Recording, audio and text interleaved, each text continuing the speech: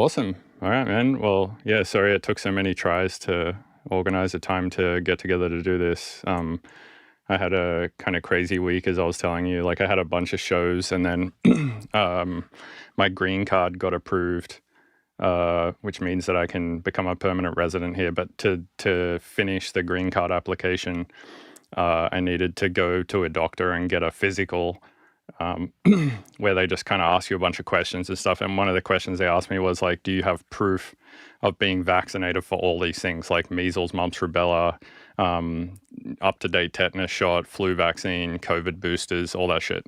And I was like, no, I don't have proof of any of that, because I didn't know that I need to bring proof for that. And they were like, all right, well, we need to hit you with every vaccine.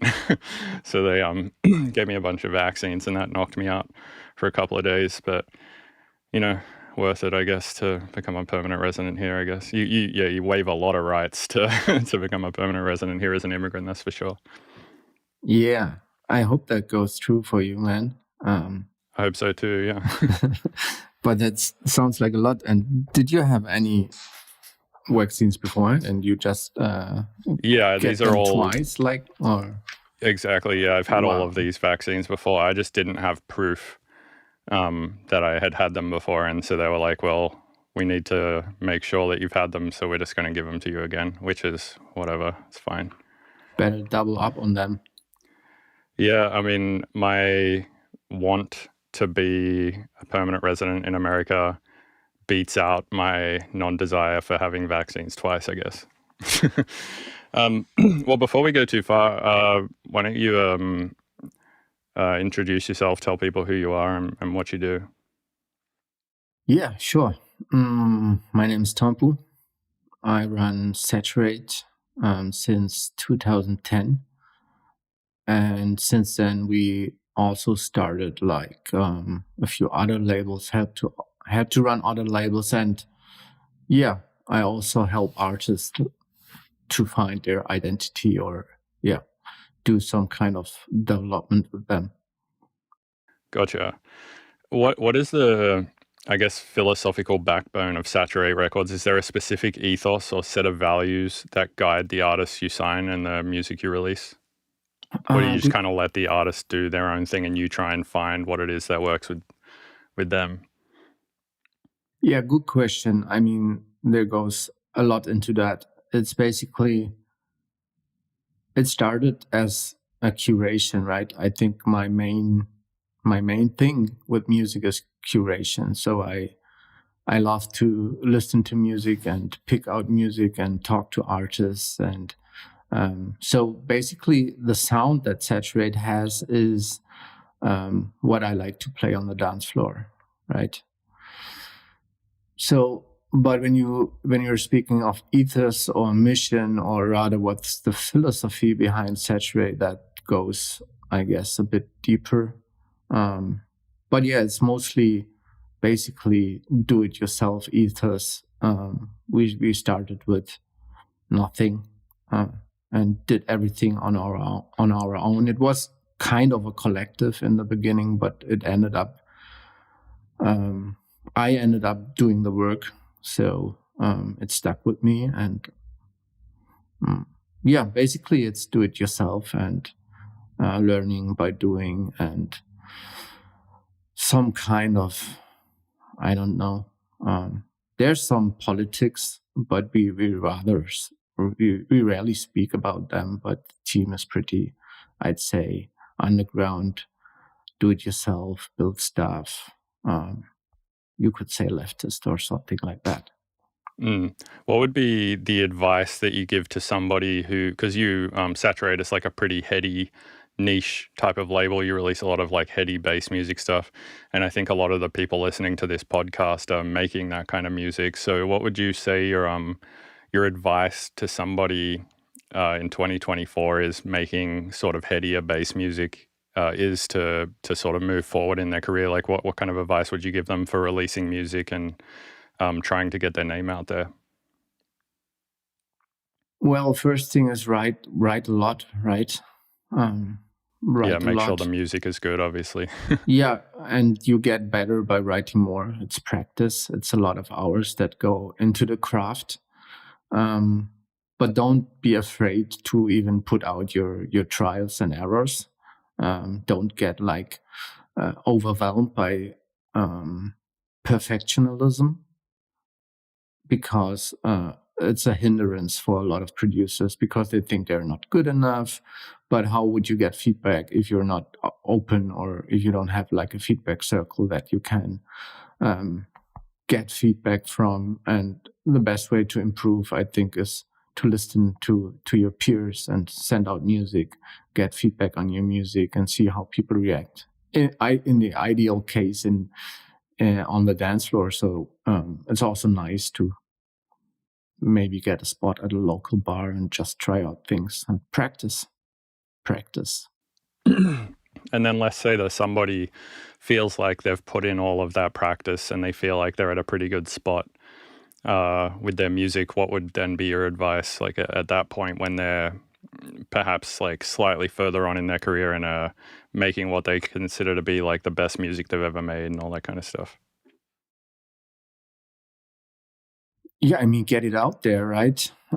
So that's promoting your music, I guess, is what your what the question aims I at. guess, yeah. Like, what kind of promotional tactics and release methods do you think are the most useful in 2024?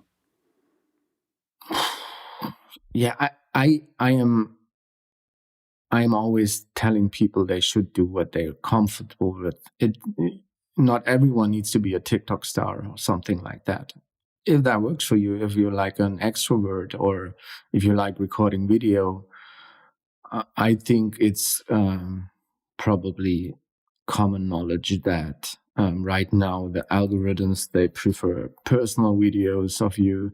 So the most you can get your personality into stuff, into your promotional material, that's definitely helpful. But if that's not the case for you, you have to find your means of promoting your music. And I guess I always say, like, go where you feel comfortable, right? So if you're an Instagram person, then be on Instagram. If you're a SoundCloud person, then try to push your SoundCloud game. And if you're a TikTok person, go to TikTok. If you're Bandcamp, if you listen to music on Bandcamp, then probably you should live there. And don't stretch yourself thin on all the platforms at once. I mean, that can come later if you're more versed in the content creation, and then you are able to like distribute your content to all the channels. But yeah, focus on what you like. I think focus on what you love, and try to get good there, and then focus on the rest later. So yeah. Yeah, I think that makes sense. Like, not necessarily putting all of your eggs in one basket, but trying to beef up a community in one place rather than sort of spreading your energy and your community over too many places can definitely be helpful in the beginning. Like for me, that was Bandcamp and YouTube for sure, and I felt that was definitely helpful in the early days. You mentioned with Saturate, you got into it because you really like curation. What is it about music curation that you enjoy, and what is it about that you think is important? Yeah, I think it's the initial feeling of hearing music, right? It might not hit the first time, but usually if I would hear music that grabs me emotionally, and it's really hard being a music professional, getting being in touch with your emotions when it comes to music, because you always will listen to it from a technical perspective. But I seek these rare moments where music touches me in some way emotionally, or like just with raw energy that once makes me get up and want to smash my computer around the room or something like that. So yeah, I think it's the urge and the need for me to find dope music to play for people that has started that, and finding rare stuff, finding producers that no one has heard yet, finding those banger beats out of a catalog of a producer that I personally really like. And I think, finding these gems, right? That's basically what it is. Finding my collection of music is not so big. So it's like, I mean, the stuff that we released over the years is huge, but what I put on my USBs is like very selected, and I still play the music from 15 years ago, and I think that shows the longevity of the curation for me personally, at least. I mean, it's my taste, so yeah, Right. it's what I dig. Yeah, to me personally, I think the most important part of curation is putting art, it can be any type of art, visual, music, whatever, in the context in which it's supposed to be enjoyed. Like, for example, Tipper, if he were to just play a wedding through, like shitty QSC wedges or something, and nobody at the wedding knew who he was or anything like that, I don't think his sets would hit anywhere near as hard as when he fully curates an event where like every artist before him is kind of like built in a way leading up to his set, and the sound system is insane. He has like paired visual artists with him, etc. It's like creating this environment for which that music is supposed to be enjoyed at its like peak form. And to me, I think that's the thing about curation that's important. And I think that's kind of also like the main value of labels these days, is putting a bunch of stuff that's similar together or complementary to each other together, so that when it's listened to, it kind of raises the potency of all of the things together. Yeah, agreed. And what you said about Tipper is like, this is like it's more like event curation, right? It's a 360-degree experience of visuals, audio, and how the venue would like handle the people that come in, everything around it, right? It being at the right venue, it having the right sound and everything. So I've been doing shows as well, but usually these would be at like smaller clubs. So the only thing that you can bring is a club that you love and a club that you love playing.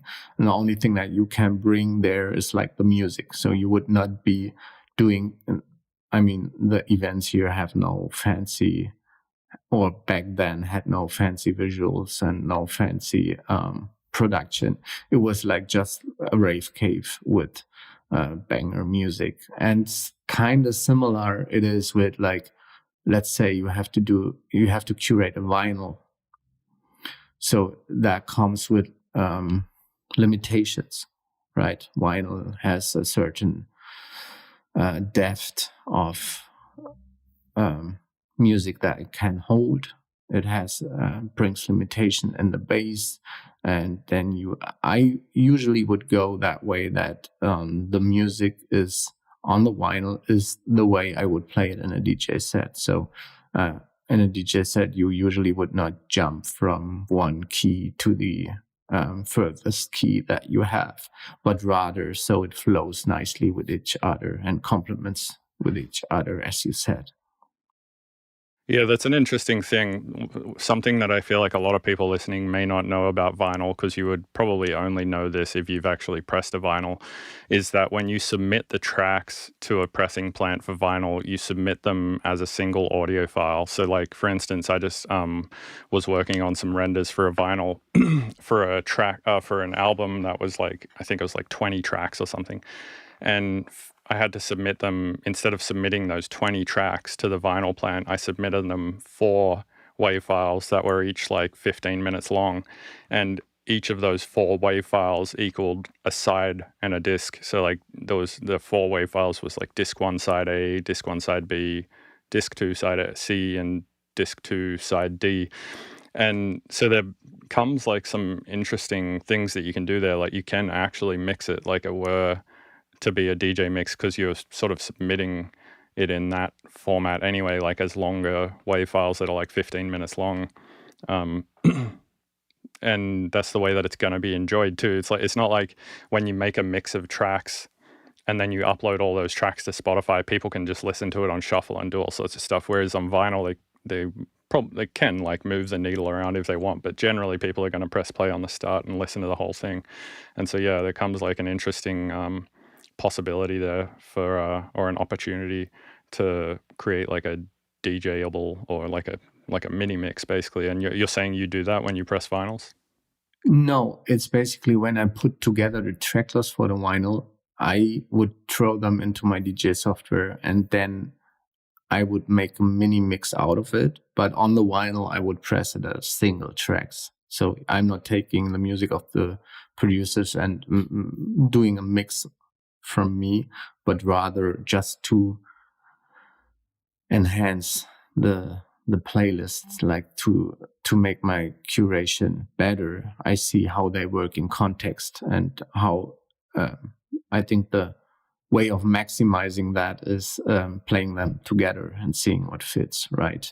And seeing what flows. So you would usually still have an intro kind of track. So it might be a softer track or a track with an amazing intro and an outro track that has an amazing outro. So that way you have to curate all the four sides if it's a double vinyl, right?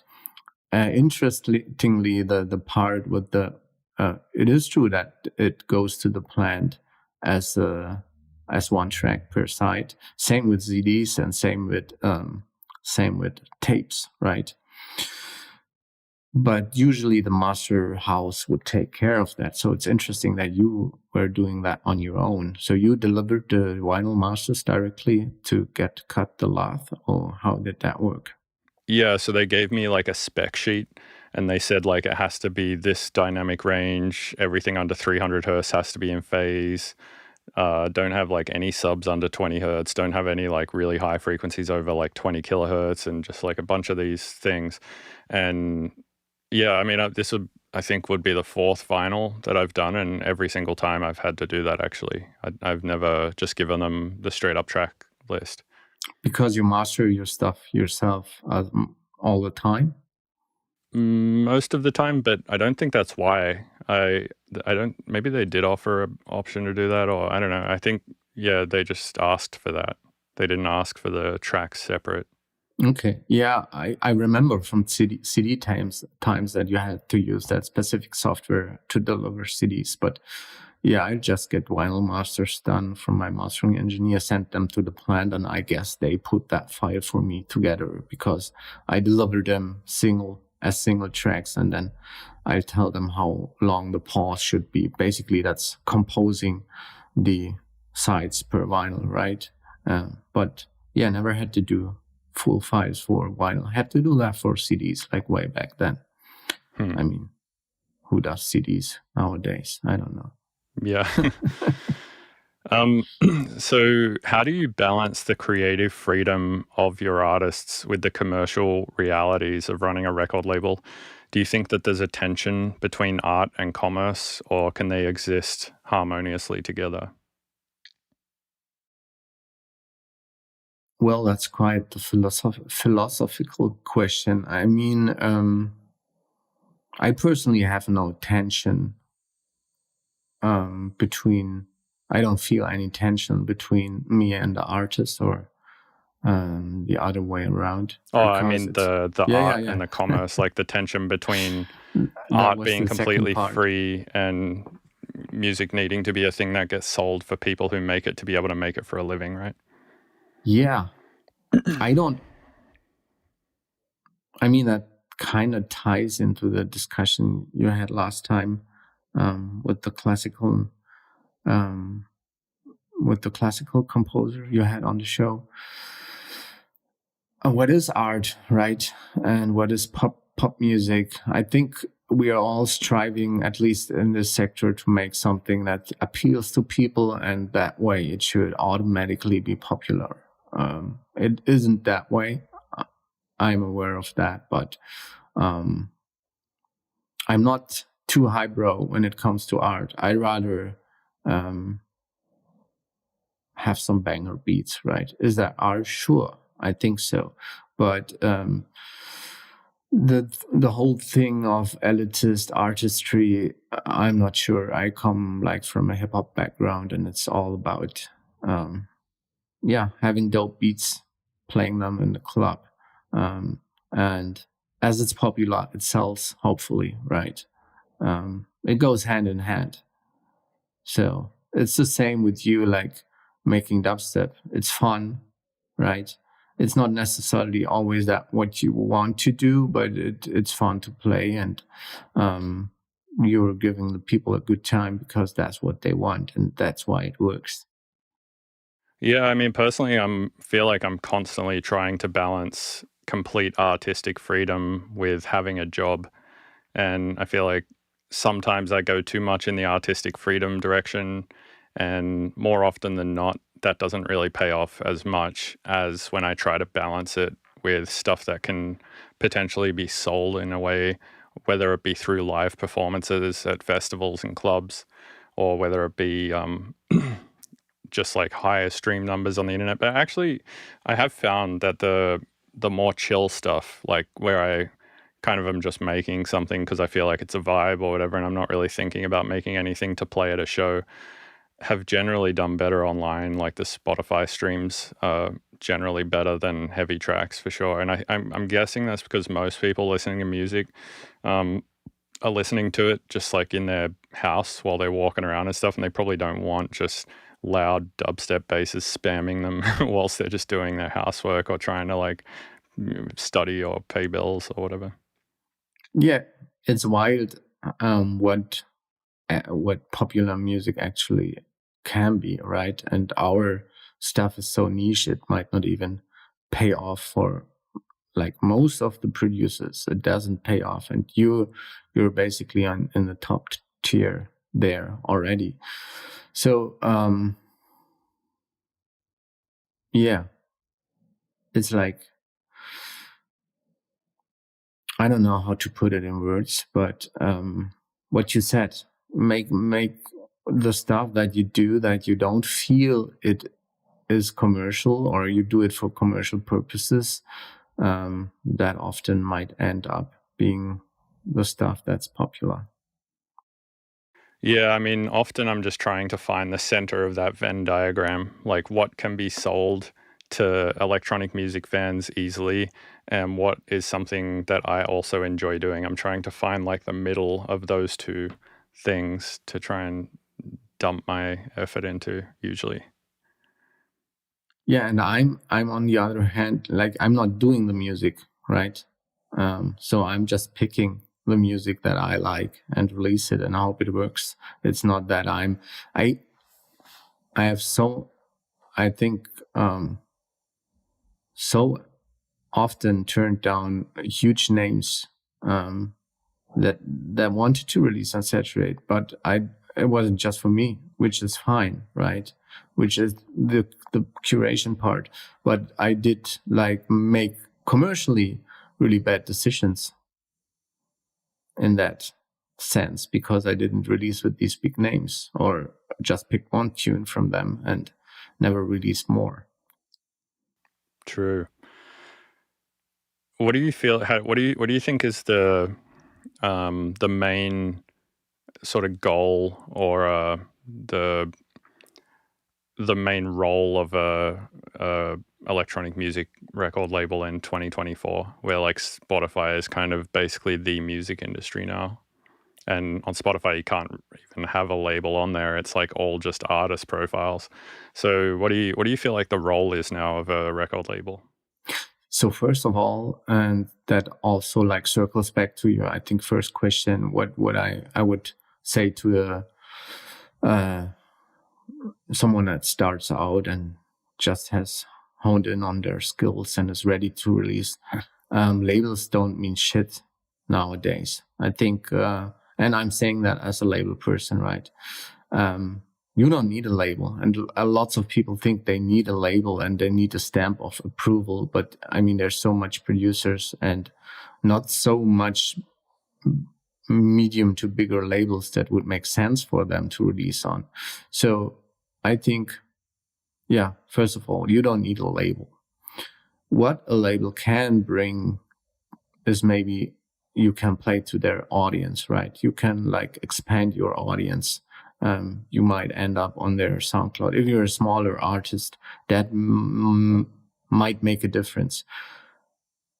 For example, we on Saturate, I often see us as like a stepping stone to for taking on bigger labels. Like there's been so many examples of producers that started on Saturate and then moved further to like Vision or Dead Beats. That might be the next step, right?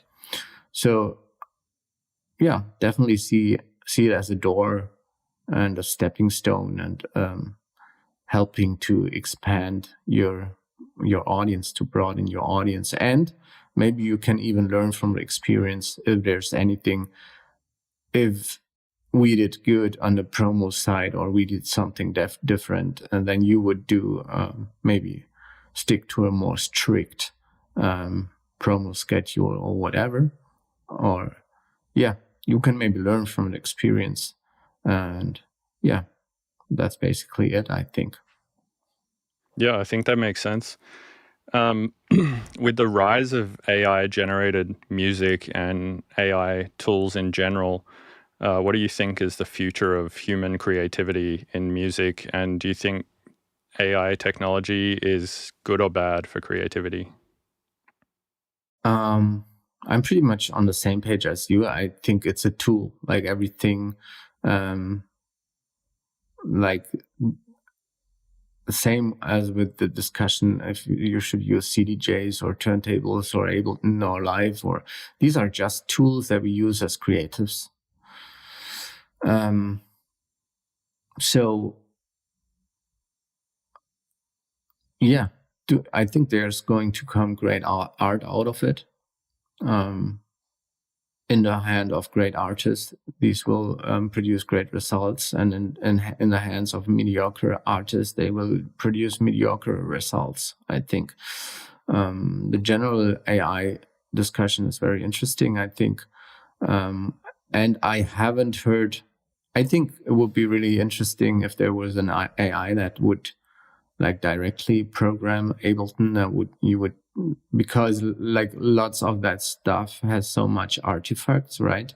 I'm not sure on how the last generation, like on Suno or what's it called, how they do it, because it sounds not so mushy and not so like the first Google iterations with AI. They had all these aliasing, because it was like, yeah, they created the spectrum from scratch, right?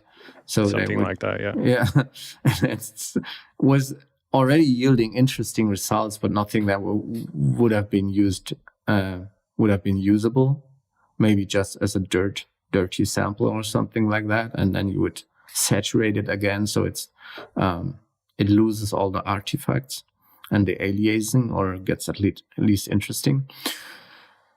But yeah, the newer stuff sounds way more clean, and I'm not sure how they're producing it. I definitely heard some AIs that were like just putting together some stems from producers, which is kind of not what I would consider real artificial intelligence. But yeah, it's a great tool, and I'm looking forward to what comes out of it. And I'm seeing it, surely it's being used a lot already. And yeah, if it doesn't do like, I think a lot of the last generation sounds a lot like the like top 40 radio, which is honestly boring, right? So, but the stuff that you were talking about, like with taking a data set of kick drums, and I'm totally keen on trying that, or training your own data sets and creating, using creative ways of AI. That's I think the future. Yeah, I mean, to me personally, the definition of creativity is to take a structure or a set of inputs, basically, whatever they may be, and then figuring out interesting ways to connect those inputs or manipulate those inputs into a random new output that maybe nobody thought of before. For example, yeah, you could take like an AI generated thing like music with some like AI generated video, and then go to ChatGPT and be like, yo, code me a thing to uh, in Python to sync this video with this audio, and like build your own custom piece of software to have a like a unique playback system for AV shows or something. Like, to me, I would consider that pretty creative, like taking a few kind of unrelated things and combining them in a way to fulfill like some vision that you have. And I feel like that's kind of been what what all of the greats have kind of done. Like, for example, big ass metal band Falling in Reverse. They took hip hop and rap and emo metal, put them together, and it's like a completely brand new thing. Or like Skrillex, he took like pop music, dubstep, put them together. It's like a completely brand new thing. Like, people just thinking to combine things in ways that people haven't combined them before, even though everybody has been living in we assume, the same world with the same amount of information available to them as others. Yet some people somehow figure out to combine things together and create new things, new art that nobody has thought to create yet. Yeah, totally. Using that in total new, unexpected ways, right? And even solving stuff that seemed unsolvable for you before because it was too much compute or too much thought that you were not able to put in. But with the help of the machine overlords, we might be able to figure it out. Yeah, I mean, I guess I would use the word innovative almost synonymously with creative. To me, they're sort of pretty similar.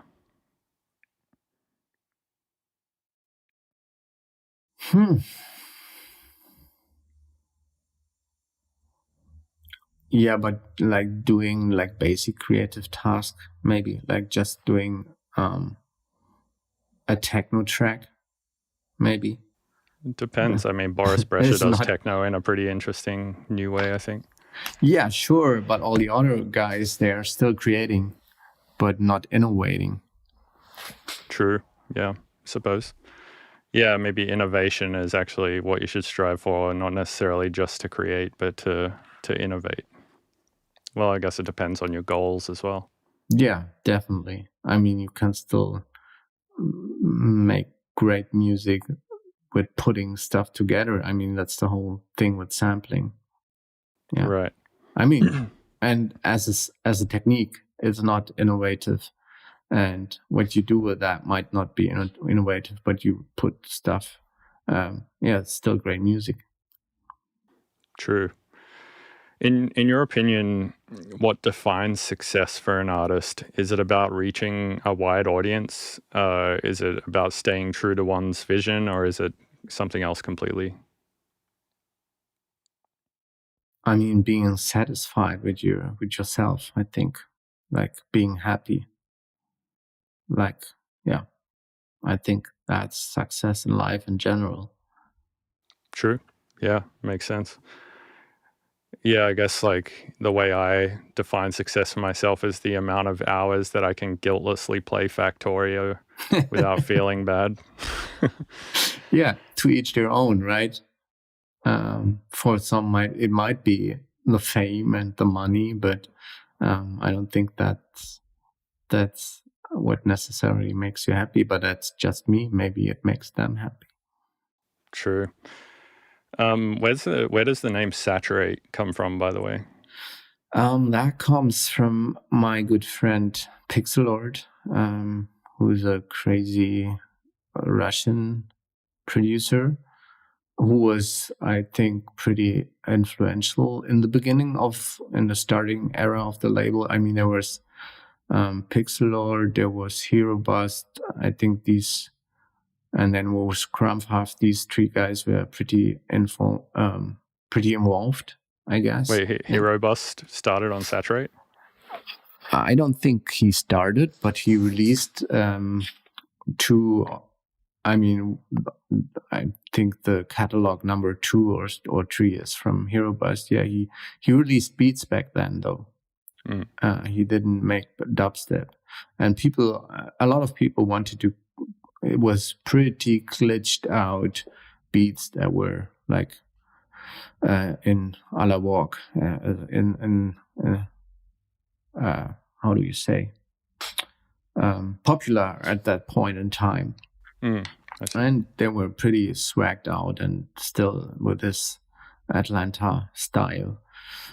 So yeah, and he also did stuff with Pixelord later on the label, and we did a 7-inch with him with great stuff.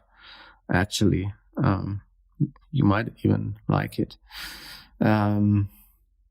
Yeah, so Pixelord, Herobust, I was talking to these guys, and then I talked to Pixelord and said, I'm going to name the label something like Click Click or Flanger Posse or something. And he was like, no, name it Saturate with an exclamation mark. And I was like, okay, sold. Damn. Easy sell. That was an easy sell. Yeah. By the sounds of it. When curating a label like Saturate, do you feel any responsibility towards the messages embedded in the music, or is it purely about the artistic expression regardless of the message?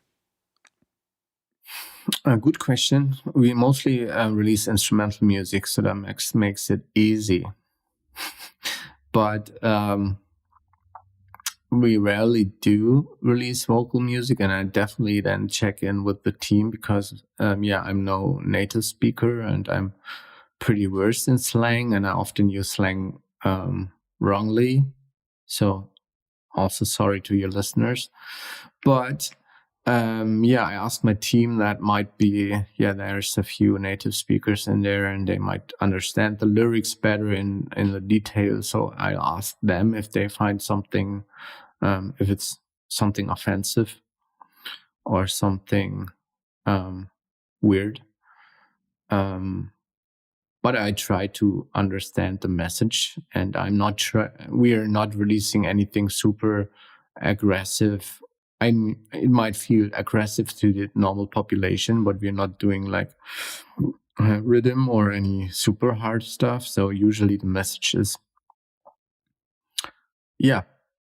like peace, love, unity, respect, and banging beats or something. So I wouldn't release some how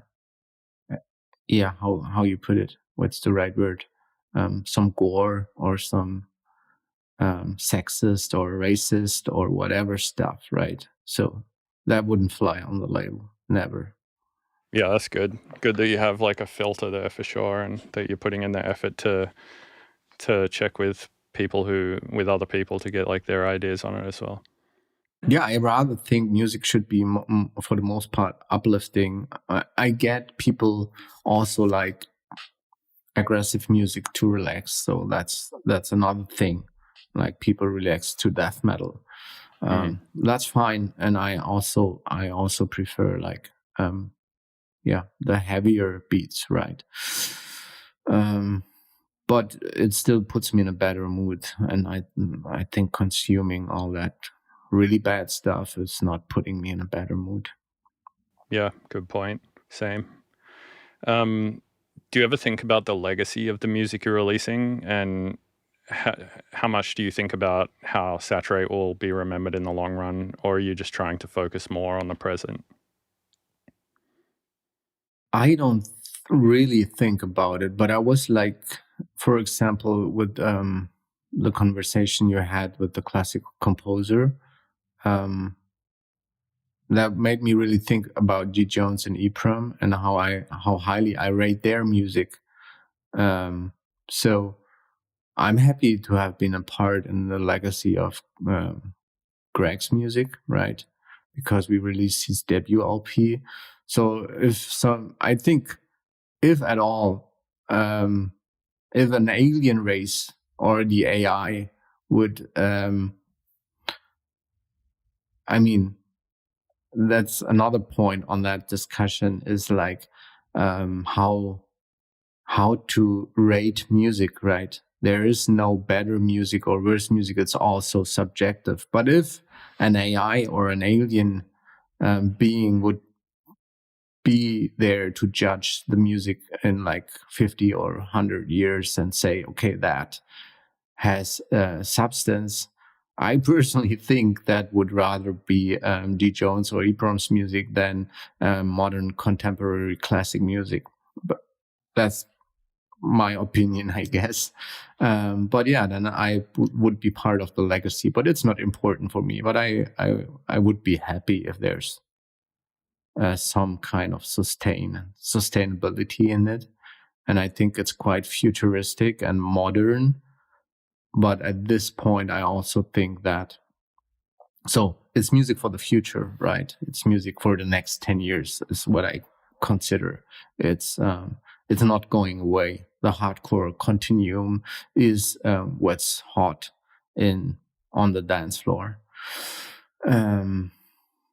So yeah, I think so. It's futuristic music, so I think it's here to stay. But I'm not working from that kind of standpoint. Do you think that music is completely subjective, or do you think there is some objectivity to it? Because I mean, obviously, there's some tangible things that you can measure music from, like, for instance, the amount of money that an artist gets paid, or the amount of streams that they get on Spotify. And when you consider a stream, somebody having a potentially good experience with some music, or even if it's not a good experience, it might be just a so-so experience or even a bad experience. If you agree that, like, say, the benefit of music is to make people feel better, and there's a really good track that you like, but it only has 1,000 streams, it might have made 1,000 people feel better at most. But likely those 1,000 streams were similar people listening to it again and again, maybe, versus, say, like a Taylor Swift song that has like 1 billion streams. And from that 1 billion streams, you could maybe assume half of the people listening to it had a pretty good time. So, 500 million people having a good experience. Do you think that the Taylor Swift song, therefore, has resulted in more good for the human race, like more hours of good experiences than the one with 1,000 streams? And then is it therefore objectively better or more important? A good question. To be clear, I don't necessarily think this. It's just a thought that I had. No, but it makes it a good question. You don't think it's a good question at all?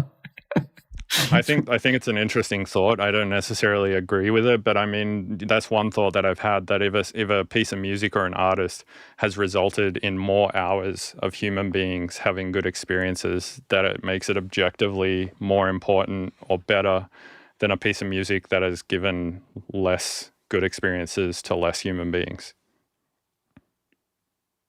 This all like relies on the supposition that hours of good experienced human time is the better thing than not that, I guess. Yeah, I think which is the part I agree with. I think the more good we can create in the world, the more hours people can spend experiencing good things and feeling good is better, I think. Yeah, but for me personally, the better experience would be to listen to EPROM and then Taylor Swift. And I subjectively, personally think it's the better music. That's my opinion. But I think the 300 other million listeners might be not. So it's mostly subjective, I think. And what's that philosophical movement that that would kill people? Like that's the question. If you would kill one person to save 10 others, or if it's morally okay to make millions of dollars to save more people. So the trolley problem. Yeah, it gets quite radical quickly. So I'm staying super subjective and super niche here. So yeah, agreed. Until we all have Neuralinks, and until that Neuralink in every person's brain can measure an objective amount of good hours spent, we will never know. And I doubt everybody ever is going to get a Neuralink anytime soon. So we probably won't know within our lifetime. Yeah, I'm not even sure if Taylor Swift fans having a good time, but also that's my subjective opinion. Wait, you don't think Taylor Swift fans are having a good time? I feel like it looks like they're having an awesome time. And did you hear about these incidents that they were on the concert and they remember anything? That was on Twitter like a few weeks ago when she was on tour, and there was like multiple incidences of people that were like, it's probably explainable through some kind of trance-like state, which is also interesting. But yeah, they were at the concert and they didn't remember a thing. Huh. You reckon Taylor Swift is just like a mass hypnosis machine? Yeah, that's maybe it. Or she figured out how real trance music works. True. Yeah, real trance music is just Taylor Swift bops. Yes. Damn. Yeah, I can't. Yeah, I can't really comment on her music because I don't really know that much of it. But I heard of these incidences and it was kind of weird. I mean, off the back of that question, what role do you think collaboration plays in creativity? Do you think creative works benefit more from being shaped by multiple voices, or do you think it's better if a piece of work is just one person's singular vision? Again, depends on the artist. I think I definitely love to collaborate because I'm not that creative. I think I'm more a technical person. But I love taking ideas and putting my technical stamp on it, right? So it depends on your modus operandi, on how you work best, I think. And it can be, collaborations can be really fruitful and great. And sometimes you just have drop one by person A and drop two by person B. And often it totally doesn't make sense. Yeah, I feel that. Yeah, I feel like a lot of collaborations happen due to capitalism.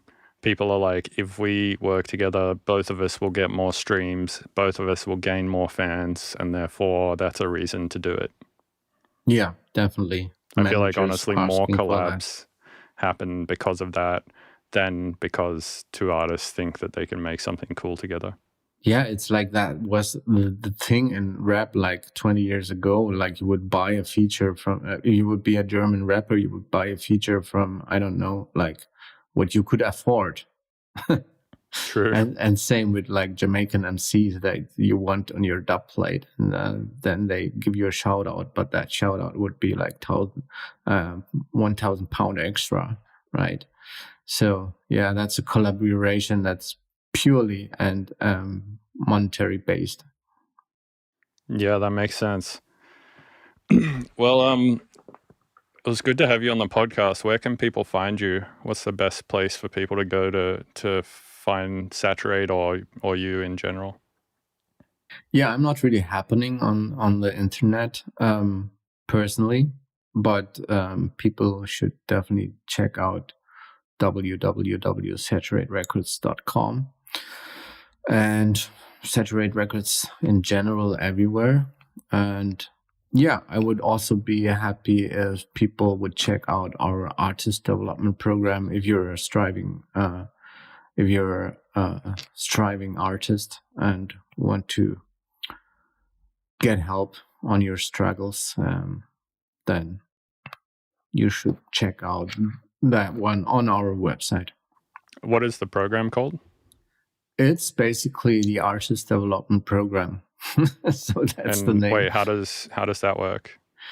That is, I will like go in with you personally and talk to you about your individual struggles. So I think every musician struggles at every level, right? Correct. Yeah. So I will ask you what your struggles are, and then we will, if you come together, we will like really dial into and double click on these and try to remove the next huge roadblock and to see where we can help you best. So it's basically a coaching program because I learned that since the label is running and I have people helping me, that I learned that I just love helping and talking and nerding out with musicians. And given that I'm making music, I think I have my 30. I had my 30th anniversary. Is that the right word? This year. So I started DJing jungle music in '94.